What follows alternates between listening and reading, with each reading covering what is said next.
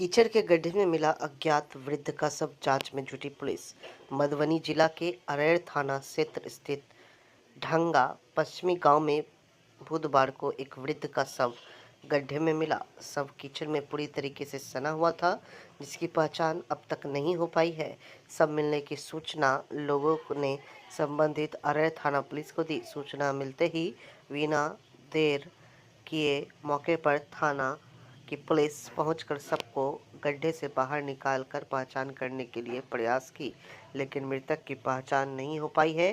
Police ने सबको कब्जे में लेकर पोस्टमार्टम के लिए मधुबनी सदर अस्पताल भेज दिया। मिली जानकारी के अनुसार स्थानीय लोगों ने बुधवार की सुबह ढंगा रामनगर के बीच एक गड्ढे में कीचड़ से सना हुआ लाश को देखा, जिसकी स्थानीय सूचना लोगों ने अरैड़ थाना पुलिस को दी।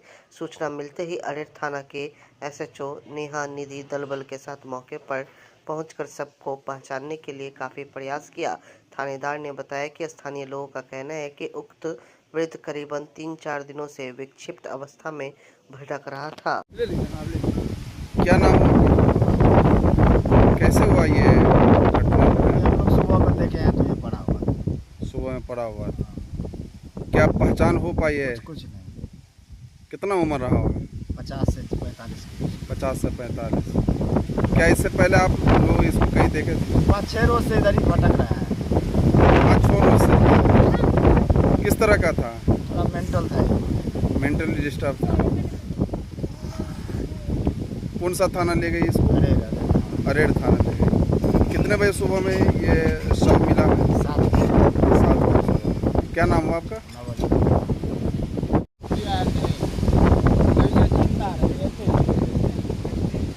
ये जो शव जो मिला है, इसको बाबा आप देखे थे कभी?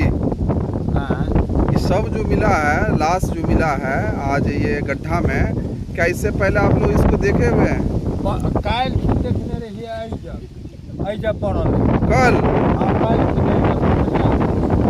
कितना उम्र रहा होगा इसका? लगभग 50 के 50, 45, 48 वही अनपन। उसको नहीं पूछे आप लोग कहाँ है घर बाबू? पूछलिए 4 बार 5 बार, नहीं बोले कुछ नहीं बोले।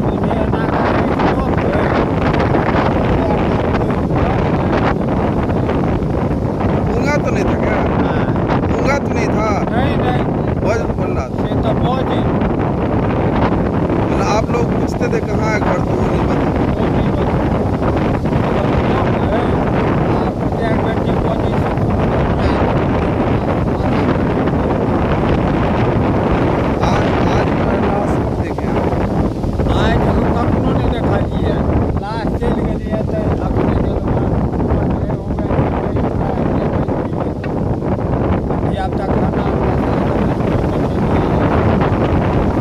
क्या नाम हुआ आपका?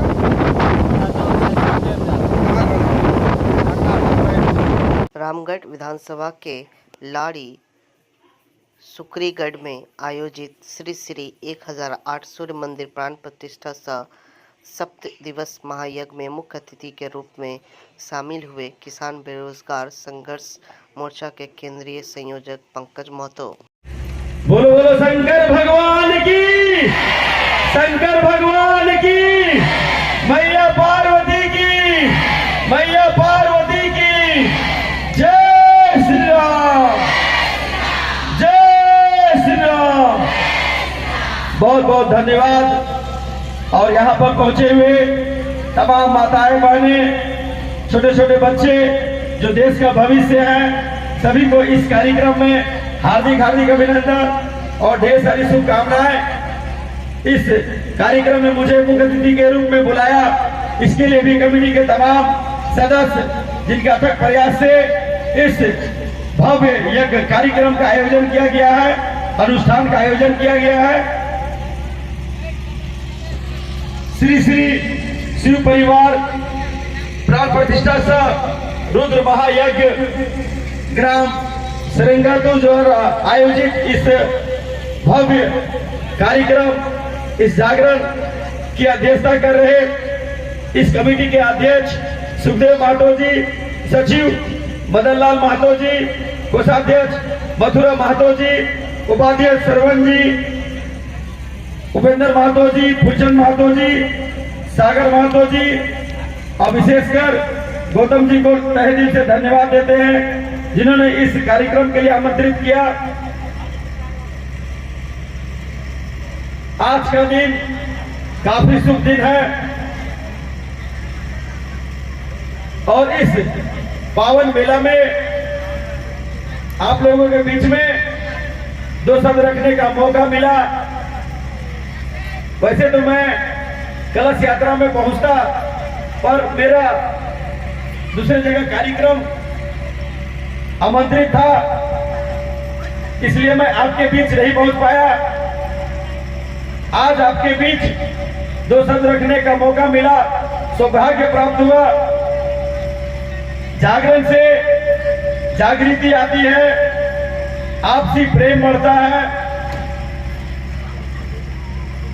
जिस प्रकार बीमार होने पर हमें दवा की जरूरत होती है, ठीक उसी प्रकार मन मस्तिष्क को शुद्ध करने के लिए धार्मिक अनुष्ठान की आवश्यकता होती है और जागरण उस धार्मिक अनुष्ठान का अंश है। हम लोग जागरण में कई तरह की बातें अपने जीवन में लाते हैं, धार्मिक कार्यक्रम और जिस प्रकार कथावाचिका अनुराधा तिवारी जी आप लोगों के बीच में महाभारत को लेकर बात रखी कि किस प्रकार महाभारत में धर्म और अधर्म की लड़ाई हुई और अंततः धर्म की जीत हुई। तो चूंकि कार्यक्रम के बीच में दो शब्द रखने का मौका मिला, इसलिए मैं आप लोगों को ज्यादा समय ना लेते हुए अपनी वाणी को विराम देता हूं और इस कार्यक्रम में पहुंचे हुए तमाम सभी लोगों को हार्दिक अभिनंदन करता हूं। धन्यवाद। लोकसभा चुनाव के बीच प्रधानमंत्री मोदी कई बार बिहार आ चुके हैं। इसी बीच बिहार की जनता के हित को लेकर के अपनी स्पष्ट राय रख रहे जन स्वराज के संस्थापक प्रशांत किशोर ने कहा कि आप लोग मुझसे कहते हैं कि मोदी आ जाएंगे तो बिहार सुधर जाएगा, लेकिन 2014 तक आधा से ज़्यादा बिहार मोदी को नहीं जानता था। कहा कि मैंने ही मोदी का प्रचार किया था। आज सब मोदी के भक्त हो गए हैं, उनको वोट देते हैं और कहते हैं कि आपको पता है मोदी जी ही देश का कल्याण होगा। मैं आपको बताना चाहूँगा कि मोदी ने बिहार का विकास किया या नहीं किया ये बात छोड़ दीजिए। मोदी के आने से बिहार को फ़ायदा हुआ या नहीं हुआ ये भी छोड़ दीजिए। मोदी के आने से घरेलू गैस सिलेंडर 1250 रुपये और पेट्रोल 100 रुपये प्रति लीटर हो गया, ये बात भी छोड़ दीजिए। आज मैं जितने भी मोदी के समर्थक हैं उन सबको खुली चुनौती दे रहा हूं कि पिछले 9 सालों में मोदी ने अगर बिहार के लिए एक भी बैठक की है तो उस बैठक की खबर दिखा दीजिए। सब कोई कहा था कि मोदी जी आके सुधार दिए, लेकिन 14 में मोदी जी के हम ही प्रचार करत रहे। बिहार में आदमी गांव शहर में आधा से ज्यादा आदमी मोदी जी के नाम ना सुन ले रहे। आज सब आदमी जितना मोदी भक्त बाड़न, हमने के सब आदमी मोदी जी के वोट देले बानी जा।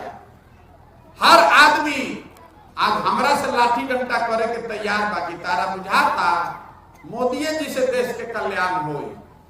अब के बहस करे जाओ, ठीक बा भाई मोदी जी से देश के कल्याण हो। मोदी जी 9 वर्ष से प्रधानमंत्री हैं। मोदी जी ने बिहार का विकास किया कि नहीं छोड़ दीजिए। मोदी जी के आवे से बिहार के फायदा भइल कि ना यो छोड़ दी। मोदी जी के आवे से सिलेंडर 1250 हो गए, डीजल पेट्रोल 100 रुपया हो गई, वो चिंता छोड़ दी, देश खातिर वो दिया। लेकिन रोवा के वो खुला चुनौती देके जाता है। जितना आदमी जब मोदी जी के समर्थक बाड़न एक काम रोवा करी। 9 वर्ष में मोदी जी ने बिहार के विकास के लिए अगर एक बैठक किया है, ओकर पेपर कटिंग ला के हमरा के दिखा दी, हम काल से मोदी जी के झंडा लेके फिर चले के तैयार हैं। 9 वर्ष में उस आदमी ने एक बैठक तक बिहार के लिए नहीं किया। और फिर आप और हम उछल के हमने के कमल को वोट दबावल जाए तो दोष मोदी जी का है कि आपका हमारा है। तो आपका हमारा लड़का गुजरात में जाकर मजदूर नहीं बनेगा तो मालिक बनेगा। इतना बात तो हमने के समझ में आवे के चाहिए। दिनांक 26/4/2024 को अनुमंडल अग्नि समालय दरभंगा के अंतर्गत गिरिजा अपार्टमेंट में वार्ड नंबर 2 में मॉक ड्रिल कराया गया तथा गैस जला करके और बुताने के लिए सिखाया गया और पैम्पलेट बांटा गया। बहुत अच्छी।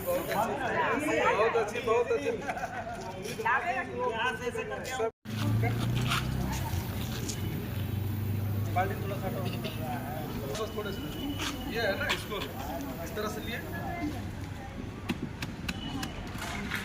हो गया। बुद्ध के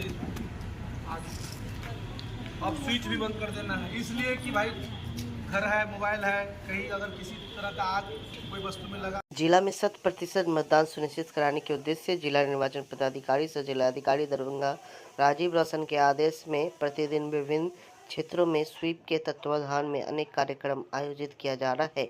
इसी क्रम में दरभंगा जिला के जाले प्रखंड अंतर्गत राढ़ी पश्चिमी, जाले दक्षिणी, कमतौल, बसंत, काजी बेहरा एवं दोगरा पंचायत के विभिन्न कम मतदान प्रतिशत वाले बूथ क्षेत्रों के कई स्वयं सहायता समूह से जुड़ी हुई जीविका दीदियों, अनमोल जीविका महिला संकुल स्तरीय संघ द्वारा जाले के तथा खुशबू जीविका ग्राम संगठन द्वारा राढ़ी पश्चिमी में मतदान जागरूकता हेतु संकल्प सभा, जागरूकता रैली एवं संगोष्ठी का आयोजन किया गया। दरभंगा एवं समस्तीपुर संसदीय क्षेत्र में 13 मई आ मधुबनी संसदीय क्षेत्र में 20 मई के संपन्न होयबाक अछि। लोकतंत्र में मतदाता सर्वोपरि छथि। अपने अपन मतदानक अधिकारक उपयोग लोकतंत्रक जड़ी के मजबूत कर राष्ट्र निर्माण में महत्वपूर्ण भूमिका निर्वहन कर सकैत छी। कोनो मतदाता छूटैत नहीं आ हमरा मतदान दरभंगा के सम्मान के मूल मंत्र के अपना कर अधिकतम मतदान प्रतिशत गौरव हासिल करबाक वास्ते मिथिलाक दरभंगा जिला कृत संकल्पित अछि। एहि संकल्प यज्ञ में मतदानक माध्यम से भागीदारी हेतु हम जिला निर्वाचन पदाधिकारी सह जिला पदाधिकारी दरभंगा जिला सब मतदाता से विनम्र निवेदन करैत छी।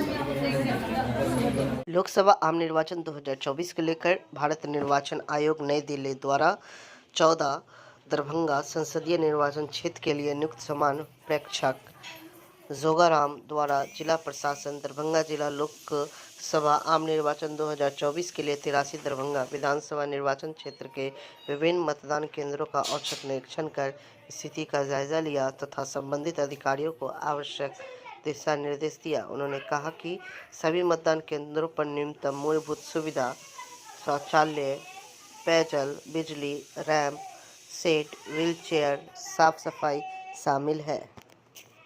न्यायालय का आया बड़ा फैसला। शराब मामले में दोषी पाए गए 2 अभियुक्तों को 5-5 वर्ष की कारावास की सजा और 1-1 लाख आर्थिक दंड की सजा सुनाई गई है। अगर यह लोग 1-1 लाख रुपया नहीं देते हैं तो 6 महीने का अतिरिक्त और होगी सजा। दरभंगा एक्साइज विभाग के न्यायालय ने गुरुवार को सुनाया बड़ा फैसला। बिहार में शराबबंदी है, इसलिए शराब कारोबारी और शराब के कारोबार में संलिप्त लोग रहे होशियार। अगर आप लोग भी शराब मामले में शराब के साथ पकड़े गए तो दोषी करार पाए गए तो आपको भी हो सकती है लंबी कारावास की सजा, इसलिए इस धंधे को आप लोग छोड़े। किस मामले में जो आज अभियुक्त हैं, कौन-कौन अभियुक्त है और किस मामले में इनको सजा हुई है, क्या कुछ? देखिए, ये जियो केस नंबर 320/22 है, जिसमें राजेश बारी और सन्नी कुमार को मोहम्मदपुर में हरियाणा नंबर की कार से भारी मात्रा में शराब के साथ पकड़ी गई और जिस केस आरोप में उसके विरुद्ध अभियोजन के द्वारा त्वरित स्पीडी ट्रायल चलाकर उसको जो है सो माने प्रोसिक्यूशन के द्वारा केस चलाया गया, जिसमें दिनांक 18/4/24 को दोनों अभियुक्त को धारा 30A में दोषी पाया गया और दिनांक 25/4/24 को सजा के बिंदु पर सुनवाई हेतु रखा गया था। क्या कुछ आज कार्रवाई करते हुए क्या कुछ सुनवाई की? आज माननीय न्यायालय द्वारा ने अभियुक्त के विद्वान अधिवक्ता तथा सरकार की ओर से विशेष लोक अभियोजक हरेराम साहू को सुनने के पश्चात राजेश बारी और सन्नी कुमार को 5-5 साल का माने कारावास और 1 लाख का अर्थदंड का सजा दिया गया और 1 लाख नहीं देने पर उसे 6 महीना का अतिरिक्त सजा दिया गया है। मैं आपके न्यूज के माध्यम से यह कहना चाहूंगी कि सरकार के द्वारा अथक प्रयास के बाद कि शराबबंदी लागू हो, लेकिन लोग अपने शराब में कारोबार में लिप्त रहते हैं और शराब के कार्य निरंतर करते आ रहे हैं। मैं आप लोगों के न्यूज के माध्यम से संदेश देना चाहूंगा कि अब शराब कारोबारी बख्शे नहीं जाएंगे। और अभी जो वर्तमान स्थिति है दरभंगा में शराब के न्यायालय का, बड़े बड़े वादों का विचारण बहुत त्वरित गति से चलाया जा रहा है और नजदीक समय में अधिक से अधिक अभियुक्तों के विरुद्ध सजा किया जाएगा। तो इसमें किस तरह का सजा का प्रावधान है? कितने लीटर शराब पकड़ा जाता है तो इस पर कार्रवाई होती है? देखिए, शराब में जो सजा का प्रावधान है कोई उसका मात्रा लिमिट नहीं है। इसमें मात्रा यही है कि कम से कम 5 साल की सजा, अधिक से अधिक आजीवन कारावास की सजा का प्रावधान है। दोनों को एक ही सजा मिला है? दोनों को अलग अलग 5 साल का कारावास और 1-1 अर्थदंड की सजा मिली है। ये लोग कहाँ के रहने वाले थे? ये लोग यही टाउन के रहने वाले हैं, ये मदारपुर के रहने वाले हैं, लोग शहर के ही हैं और ये लोग शराब के धंधे में लिप्त रहते थे और विचारण के द्वारा इनको दोषी पाया गया है। कहाँ से कहाँ ये जो शराब इनके पास पकड़ा गया था, कहाँ से कहाँ? ये लोग बाहर से शराब मंगाए हुए थे और ये मोहम्मदपुर में माने हरियाणा नंबर की गाड़ी में शराब के साथ पकड़े गए थे। लगभग कितना मात्रा में रहा? भारी मात्रा में शराब की बरामदगी हुई थी। सर, अपना परिचय दें। मेरा नाम हुआ हरेराम साहू, विशेष लोक अभियोजक उत्पाद Darbhanga. Cholamandalam finance company limited का बिहार हेड के द्वारा फीता काटकर किया गया उद्घाटन। इस उद्घाटन समारोह में अनेकों फ्रेंचाइजी कर्मी मौजूद रहे। वहीं उनके दरभंगा हेड ने बताया कि हमारे यहाँ सभी प्रकार के लोन उपलब्ध है, जैसे हाउसिंग लोन, वाहन लोन और पर्सनल लोन आदि मिलते हैं। हमारा ऑफिस है दिल्ली मोड़, वासुदेवपुर के पास। वहीं उनके स्टाफ विकास कुमार ने बताया कि दरभंगा वासियों के लिए बहुत ही अच्छी यह खबर है कि चोला फाइनेंस कंपनी का भविष्य है।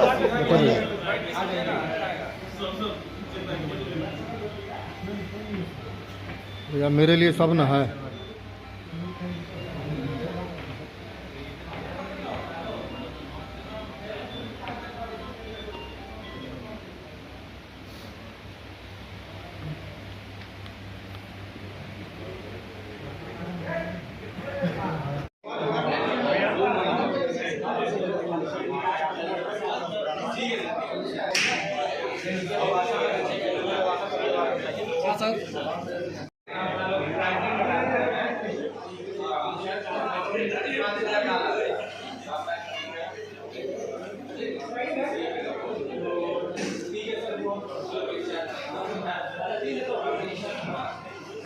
नित्यं पवित्रं पावनासनं हम इस साइड से ताली बजाने में रहेंगे ना सर्वदा ओम इदं चंदानुलेपनं महागणाधिपतये नमः। ओम गणानां गणपते त्वं हवामहे निधिनां त्वं निधिपते त्वं हवामहे वसो मम। हाँ सर, हो गया। नहीं सर, कोई कनेक्शन नहीं है सर।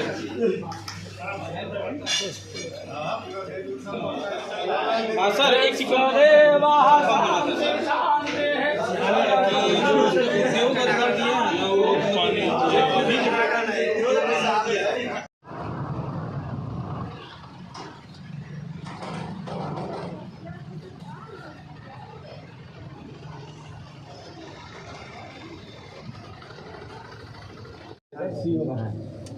क्या कहेंगे, किस नाम से खोले हैं और क्या? चोलामंडलम इन्वेस्टमेंट फाइनेंस जो है ये दरभंगा के लिए बहुत गर्व की बात है। ये नियर दिल्ली मोड़ के पास खुली है। ये पुराना ब्रांच जिसका जो था MLSM कॉलेज के पास था, अभी दिल्ली मोड़ के पास है। ये बहुत गर्व की बात है कि बहुत बड़े पैमाने पे यहाँ भर्तियाँ भी है, और सबसे बड़ी बात यह है कि गरीब तबकों के लोग या कोई बिजनेसमैन उनके लिए लोन की जो सुविधा है उनको दिया जाए। मेरा नाम विकास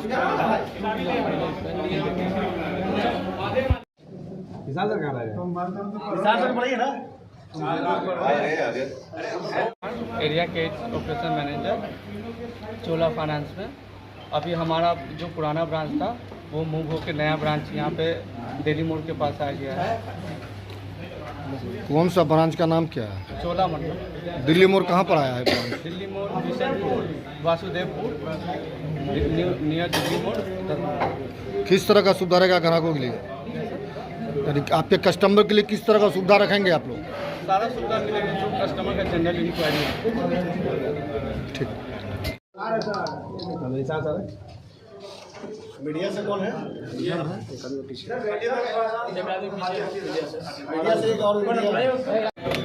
किस नाम से कंपनी खोले हैं और क्या इसमें सिस्टम है? आज यहाँ पे चोला मंडल इन्वेस्टमेंट फाइनेंस कंपनी लिमिटेड का आज नया एरिया ऑफिस का उद्घाटन था। हम लोगों ने इस उद्घाटन स्तर पर हम लोग बहुत सारे सीनियर ऑफिसर थे जो कार्यकारी लोग यहाँ पर आए हैं और उद्घाटन किए हैं। ये जो ऑफिस जो खुला है ये प्रायः दरभंगा जिला के अंदर जितना भी सारे कस्टमर्स हैं उनके सहूलियत के साथ यहाँ पे ब्रांच ओपन किया गया है। हम लोग का जो यहाँ पे जो हम लोग लोन का ऑफर करते हैं हम लोग यहाँ देखिए किसी तरह का नया पुरानी गाड़ी के लिए लोन का ऑफर है। उसके बाद अपने कस्टमर का एक रीफाइनेंस का ऑफर है। तो इन कस्टमर्स के यहाँ पर हाउसिंग लोन प्रॉपर्टी या फिर पर्सनल लोन यहाँ पे उपलब्ध है। तो ये चूँकि हम लोग का चूँकि बिजनेस का साथ थोड़ा बढ़ा हुआ है, इसलिए हम लोग यहाँ पे नया जगह पे लोकेशन किया है।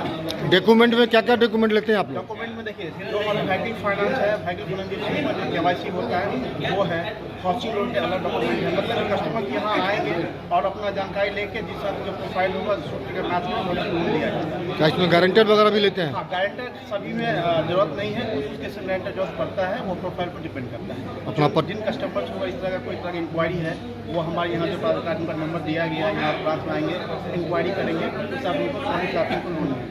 अपना परिचय दीजिए। हाँ, मेरा नाम है कृष्णा वाली, area sales manager, private car Darbhanga का फाइनेंस करवा रहे हैं। फाइनेंस कंपनी बहुत ही पुरानी कंपनी है और दरभंगा भी हमको लगता है 5-10 साल से पहले से ही है।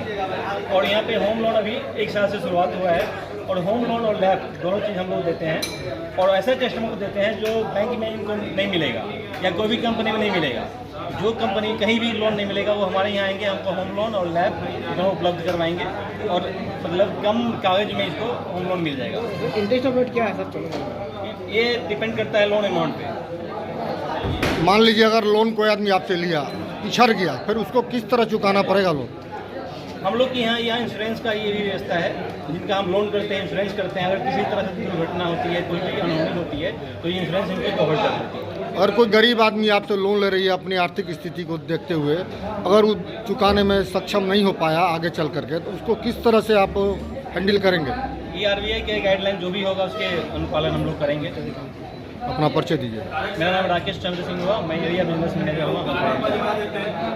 बोले आप लोग क्या कहेंगे इसके विषय में?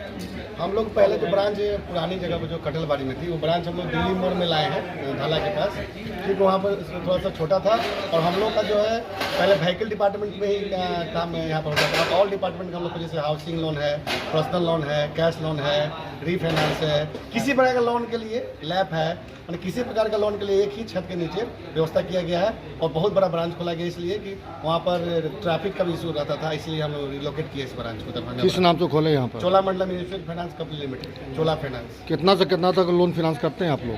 क्या क्या प्रूफ लेते हैं उसमें? नॉर्मल जो KYC गवर्नमेंट RBI नॉर्म्स के हिसाब से, उस हिसाब से। प्रोसेसिंग चार्ज भी लेते हैं? प्रोसेसिंग गवर्नमेंट लॉस के हिसाब से। यानी महिला पुरुष सभी को लोन दे सकते हैं? बिल्कुल बिल्कुल, किसी प्रकार का लोन के लिए यहाँ पर आ सकते हैं। ग्रुप लोन की जनरल लोन? नहीं, ओनली ग्रुप लोन छोड़ के बाकी सारे लोन, व्हीकल, हाउसिंग, लैब और यूज और पर्सनल लोन। कितना से कितना तक लोन दे सकते हैं? कोई लिमिट नहीं है उसका, एज पर प्रोफाइल कस्टमर के डिपेंड करता है कैसा प्रोफाइल है उनका। उसमें कुछ मॉर्गेज वगैरह भी लेते हैं? बिल्कुल बिल्कुल, मॉर्गेज लोन डिपार्टमेंट अलग है, वो भी है। अपना परिचय दीजिए। Tarkeshwar Singh, area branch business manager, Darbhanga area office. Bihar की जनता पूछे ना कि आपकी बाबूजी और आपने 10 लाख नौकरी क्यों नहीं दी। इस वजह से मुद्दे को अनदेखा कर बकवास करते हैं। लोकसभा चुनाव के बीच तेजस्वी यादव के मंच पर गाना गाते वीडियो पर पीके ने किया हमला। जनसुराज के सूत्रधार प्रशांत किशोर ने आरजेडी पे हमला करते हुए कहा कि आज बिहार में एक दल के लोग हैं जो बालू माफिया का काम कर रहे हैं। पूरे राज्य को इन्होंने बालू के अवैध खनन का केंद्र बना रखा है। तेजस्वी यादव कहते हैं कि मुझे क्रिमिनल और क्राइम से लगाव नहीं है। मतलब तो यह हुआ कि बाघ ये कहे कि उसे मांस से लगाव नहीं है। आज इस देश में आरजेडी से ज़्यादा क्रिमिनल और क्राइम करने वाला लोग किस पार्टी में है? बिहार में जितना आदमी है सब अनपढ़ आदमी है। हम लोग बिहार के नहीं हैं, हम बिहार के सरकारी स्कूल से नहीं पढ़े हैं, हम अंग्रेजी नहीं बोल रहे हैं, हम फ्रेंच नहीं बोल रहे हैं। भोजपुरी हमसे बढ़िया बोलेगा वो लोग। नीतीश कुमार ये तेजस्वी यादव हमसे बढ़िया भोजपुरी बोलेगा, लेकिन उसको ना भोजपुरी बोलने आता है ना उसको अंग्रेजी बोलने आता है। वो कभी जीवन में कुछ ना पढ़ा ना कुछ समझा, क्या बोलेगा? वो खाली बकवास करेगा खड़ा होकर, किसी विषय का ज्ञान है नहीं।